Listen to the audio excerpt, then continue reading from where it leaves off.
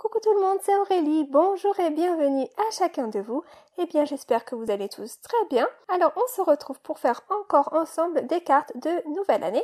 Et oui, on est toujours en janvier. Et aujourd'hui, eh bien nous allons faire deux cartes ensemble, deux cartes sous le thème bannière. Deux cartes bannière pop-up. Ce sont deux cartes complètement différentes, mais vous allez voir aussi bien l'une que l'autre, elles ne demandent que très peu de matériel et ne sont vraiment pas compliquées. Alors je vais déjà commencer par vous en montrer une pour vous donner une idée. Donc j'ai fait un devant de cartes un petit peu festif, mais vraiment j'ai gardé ça très simple. Et puis voilà, à l'intérieur on a une bannière au milieu et puis avec même des petits numéros qui flottent pour montrer la nouvelle année. Voilà. Donc ça c'est juste l'une des deux cartes. Et puis à vrai dire, eh bien on va commencer par l'autre. Allez, on y va. Alors asseyez-vous, détendez-vous, abonnez-vous et c'est parti. Alors pour cette première carte, eh bien je vais commencer par me réaliser une base de cartes. Donc pour ça, je prends un demi à 4 que je plie en deux, tout simplement. Je réalise moi-même toujours toutes mes bases de cartes en coupant en deux des feuilles à 4 et puis en pliant en deux ce que j'obtiens. Donc pour cette carte-ci, eh bien on va prendre la carte en format paysage, donc sur la longueur comme ceci et elle va s'ouvrir vers le haut. Donc mon petit mécanisme de bannière, eh bien il va devoir être compris dans la partie basse là, donc il va devoir faire moins de 10 cm et demi de hauteur pour pouvoir bien rentrer dans ma carte. Donc je me prends deux bandes de papier et c'est ça qui va constituer le mécanisme de cette carte. Deux bandes de papier plutôt fines, elles font même pas 2 cm de large et elles font 10 cm de hauteur. Vous voyez, parce qu'il faut que ma hauteur soit donc un petit peu plus courte que la hauteur de ma carte.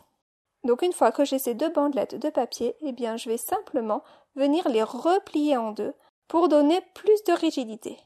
Donc je les plie en deux dans la longueur, vous voyez. Donc pour ça, je me sers de mon petit outil et puis j'appuie bien. C'est vraiment un mécanisme super simple, vous allez voir. Juste deux petites bandelettes de papier. Donc là, ça y est, j'ai mes bandelettes. Du coup, elles font un peu moins d'1 centimètre de large maintenant, puisqu'elles sont pliées en deux. Et puis ensuite, je vais prendre un petit poinçon. Donc moi, j'ai celui-ci qui a 3 tailles. Et j'ai choisi la taille la plus petite. Donc ça va me faire un trou d'environ 2 mm de diamètre. Donc j'appuie bien avec mon poinçon. Je perce les deux bandelettes de la même manière. Et donc voilà ce que j'obtiens. Jusque-là, rien de complexe, hein? Ensuite, là, sur le coin, je vais venir tracer une petite diagonale, comme ceci. Je vous montre ça avec la règle pour qu'on y voit plus clair. Et je viens tracer ça avec mon crayon. Vous n'avez pas besoin de le tracer si vous voulez, vous pouvez le plier directement. Mais je voulais vous montrer à peu près à quel niveau il faudra plier. Donc je trace mon trait et puis je plie. Et je plie de la même façon de l'autre côté. Vous voyez? Alors j'ai trouvé que c'était un petit peu galère de plier comme ça, donc j'ai décidé pour la deuxième bandelette d'utiliser ma planche à ranurer pour plier plus facilement. Comme ça, j'ai un pli plus propre. Voilà, comme ça, là, c'est mieux. Donc voilà ce que j'obtiens. D'un côté de chaque bandelette, on a les deux coins qui sont repliés. Vous voyez? Donc ensuite, je prends ma base de cartes et mes bandelettes vont venir se placer de part et d'autre à chaque extrémité.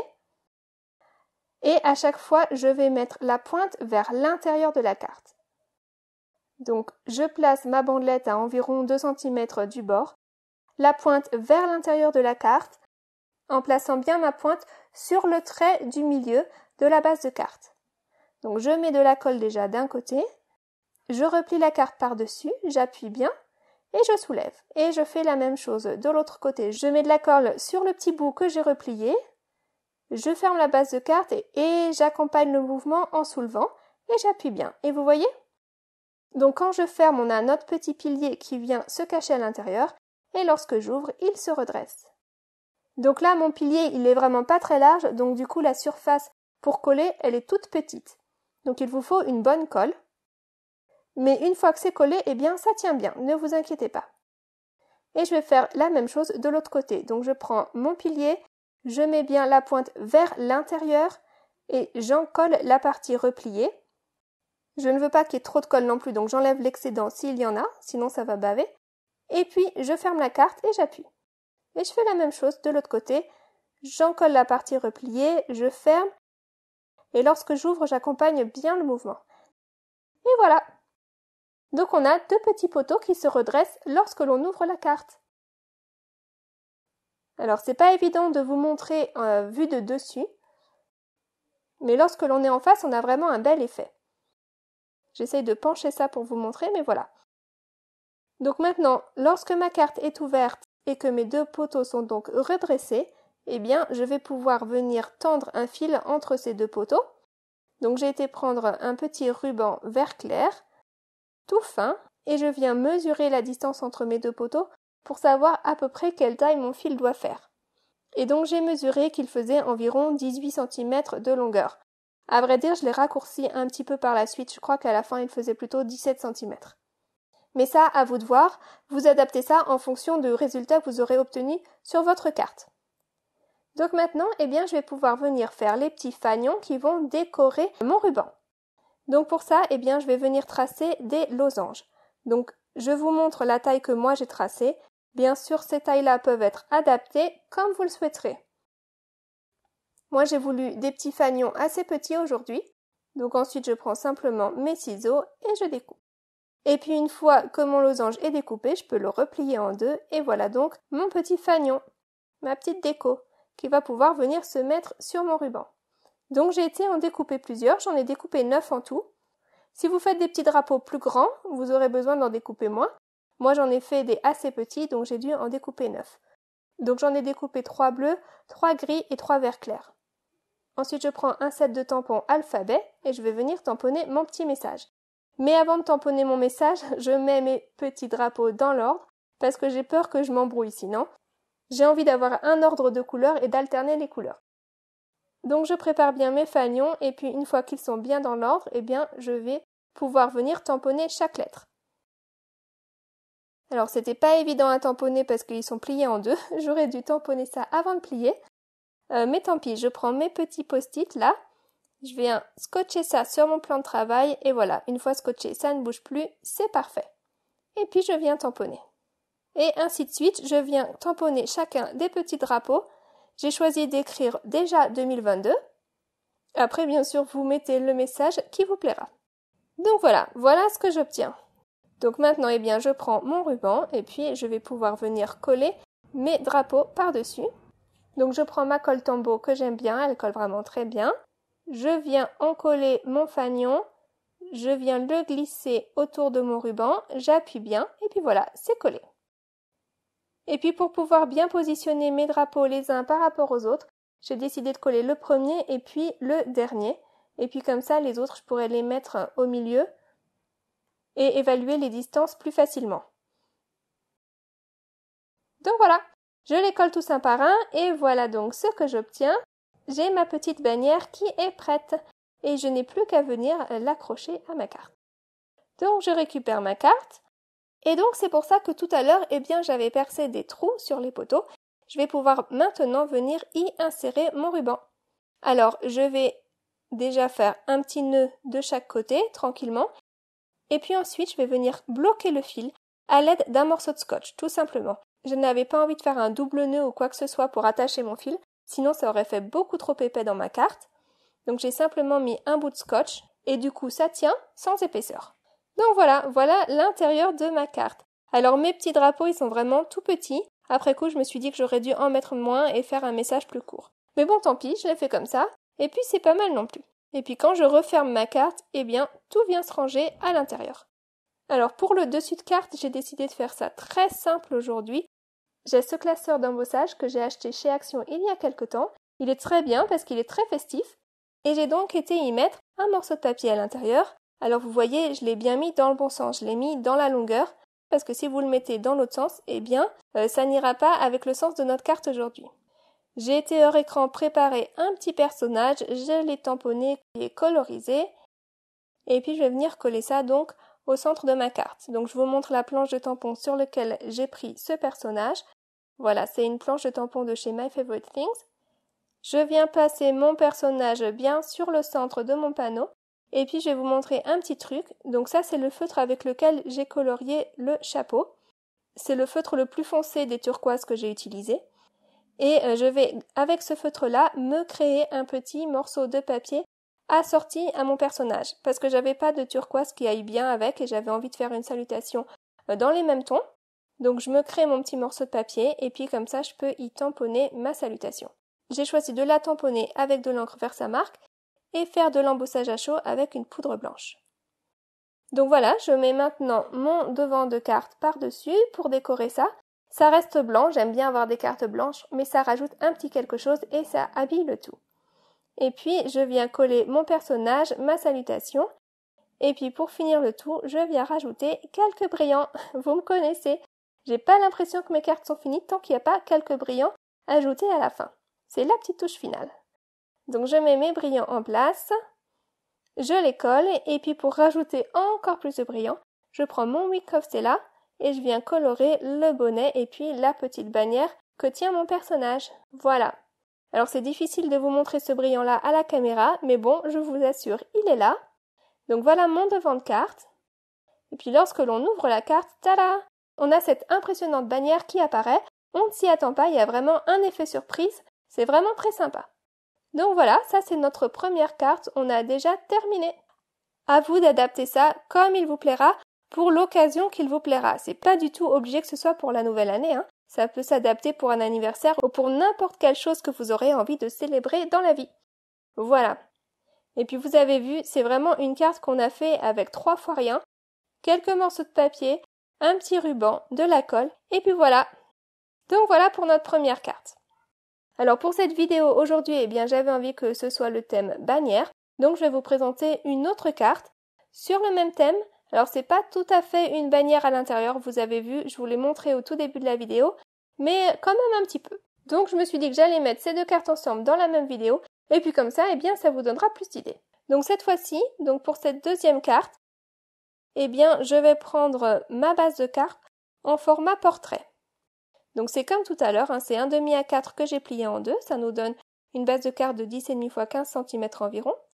Et puis je prends une bande de papier, alors elle fait un peu moins de 3 cm de large, et la longueur, eh bien elle fait 21 cm de longueur, ce qui est la longueur de l'intérieur de ma carte. Hors écran, j'ai été préparer 4 petites images pour gagner un petit peu de temps, donc j'ai 3 images différentes, et puis j'ai également une petite salutation. Donc mes images, elles ont toutes les 4 la même taille.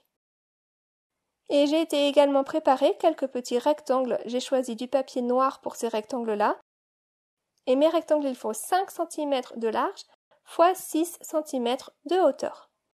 D'accord? Et lorsque je vais prendre donc mon image et que je vais venir la coller sur le rectangle, eh bien ça va me laisser un petit cadre noir tout autour. Donc je prends maintenant ma bande grise et ce que je vais faire, c'est que je vais tout simplement la plier en deux. Et puis je vais replier chaque côté en deux également. Super simple, voilà. Voilà ce qu'on obtient, un W, et voilà, c'est ça mon mécanisme aujourd'hui. Donc je prends mon W gris et je vais venir le coller à l'intérieur de ma carte. Donc je vais simplement déjà venir en coller un des deux côtés. Et là je ne l'ai encollé qu'à moitié, et j'avoue que je ne sais pas pourquoi. Vous pouvez l'encoller complètement si vous le souhaitez. Ensuite, je m'aide de ma grille pour bien repérer le centre, et puis je colle. Et je vais venir en coller l'autre côté. Là encore, je n'en ai encollé qu'une partie, je ne sais pas pourquoi. Et puis je replie ma carte, et lorsque je réouvre ma carte, eh bien, tout est collé, et on a notre petit mécanisme qui se redresse donc à l'intérieur. Ensuite, je prends chaque image, je viens les coller sur leur petit rectangle noir. Et voilà, j'ai donc mes 4 images qui sont prêtes. Donc je vous remontre les 2 planches de tampons sur lesquelles j'ai pris ces images. J'ai pris ces deux-là parce que je trouve qu'elles vont bien ensemble, elles ont le même style. Et donc j'ai récupéré 2 images sur l'une des planches et puis la 3e image sur l'autre planche. Là, j'ai décidé de remettre de la colle au dos, j'aurais dû en coller ça bien complètement tout à l'heure. Voilà, c'est mieux comme ça. Alors ensuite, eh bien, je n'ai plus qu'à venir coller mes images. Donc je vais simplement venir les centrer au milieu de chaque section. Vous voyez que sur ma bande grise, j'ai donc 4 sections. Et au milieu de chaque section, je vais pouvoir venir coller mon image. Alors mon image, elle ne peut pas vraiment être plus large, puisque là on arrive vraiment au maximum de la largeur des sections. Par contre, si vous voulez, vous pouvez les faire plus longues. Ça, c'est tout à fait possible. Vous adaptez ça autant qu'il vous plaira. Donc je vais simplement venir mettre de la colle sur la bande grise, coller l'image bien au milieu. L'avantage de la colle liquide, c'est qu'on a un petit peu de flexibilité au moment de coller. Et puis voilà, je vais venir toutes les coller, comme ceci. C'est vraiment pas compliqué du tout. Le travail le plus long, c'est de préparer ces images, en fait. Une fois que vos images sont prêtes, la carte, elle va super vite à assembler. Et donc voilà, ça y est, on a notre petite bannière au milieu de notre carte. Donc lorsque je plie la carte, la bannière vient se cacher à l'intérieur. Et lorsque je l'ouvre, eh bien, on a cet effet de volume avec ce relief. C'est sympa, non? Ça fait un élément interactif, mais vraiment sans difficulté du tout. Il n'y a vraiment pas de mécanisme, c'est juste une bande de papier repliée. Pour le dessus de la carte, je vais faire la même décoration que pour le devant de carte de tout à l'heure. Simplement, dans le classeur d'embossage, je vais venir mettre mon papier dans l'autre sens. Tout à l'heure, je l'avais mis horizontalement. Là, il faut que je le mette verticalement pour pouvoir avoir les motifs qui vont bien avec un format portrait. Voilà. Donc hors écran, j'ai été passer ça dans ma machine de coupe. J'ai été préparer un autre personnage. Alors je vous montre que j'ai essayé d'assortir les couleurs avec les couleurs des autres personnages qui sont à l'intérieur de la carte. Comme ça, on a une harmonie des couleurs, une continuité entre l'intérieur et l'extérieur. Et de la même façon que tout à l'heure, j'ai été me faire un petit morceau de papier pour ma salutation. Donc je colle tout ça en place avec les petits brillants. Et puis voilà. J'ai également été mettre du brillant sur le chapeau et la bannière du personnage avec mon Wing of Stella. Donc voilà pour cette carte, on pourrait s'arrêter là si on le veut, c'est déjà très sympa. Quand on ouvre, on a ce petit effet un peu interactif à l'intérieur, très joli. Mais j'avais envie d'y rajouter un petit quelque chose. C'était un peu trop rapide à mon goût cette carte, donc j'avais vraiment envie d'y rajouter un petit truc. Donc j'ai été découper les chiffres pour former l'année 2022 et j'ai également 4 petites bandelettes de rhodoïdes, donc du plastique transparent. Mes bandelettes, elles font environ 1 cm de large et peut-être 5 cm de longueur. Donc bien sûr, on n'y voit rien puisqu'elles sont transparentes. Mais voilà, ce que je fais, c'est que je colle mes numéros là, sur chaque bandelette. Un numéro par bandelette, sur le haut de la bandelette. Donc ça y est, là, j'en ai collé 4. Et puis ensuite, à l'arrière des numéros, je viens découper le rhodoïde qui se voit. J'ai envie que vraiment la bandelette, elle tienne le chiffre, mais qu'on ne voit pas de rhodoïde qui dépasse à partir du chiffre. Donc là, ça y est, c'est fait. Maintenant, je vais venir coller mes chiffres en collant la bandelette de rhodoïde à l'arrière des petits rectangles que j'ai collés tout à l'heure. Donc je vais en coller 2 à l'arrière du rectangle du milieu à gauche et 2 à l'arrière du rectangle du milieu à droite. Et voilà. Voilà, ça y est, cette fois ma carte elle est terminée. Donc je vous la remontre un petit coup. Voilà notre devant de carte. J'ai gardé ça très simple, vraiment clean and simple. Et puis voilà l'intérieur, avec donc un intérieur un petit peu interactif et avec l'année qui flotte par-dessus tout ça. J'espère en tout cas que ces cartes aujourd'hui vous inspireront à créer et à envoyer des cartes autour de vous, parce que c'est vrai qu'on est dans la génération internet avec tous les emails et tout, mais franchement rien ne vaut une carte fait maison reçue par la poste ou donnée en main propre. Je trouve que ça n'a pas son pareil pour faire plaisir. Donc je vous remontre les 2 cartes du jour. Et puis voilà, si ma vidéo vous a plu aujourd'hui, eh bien n'hésitez pas à mettre le petit pouce bleu en l'air, ça m'encourage toujours beaucoup. Si vous avez des questions, des remarques ou quoi que ce soit que vous avez envie de me dire, eh bien n'hésitez pas non plus à me laisser un petit message sous la vidéo et puis je ferai de mon mieux pour y répondre. Vos messages me font toujours très plaisir, j'en profite pour vous remercier pour tous vos encouragements et vos gentils mots. Merci beaucoup.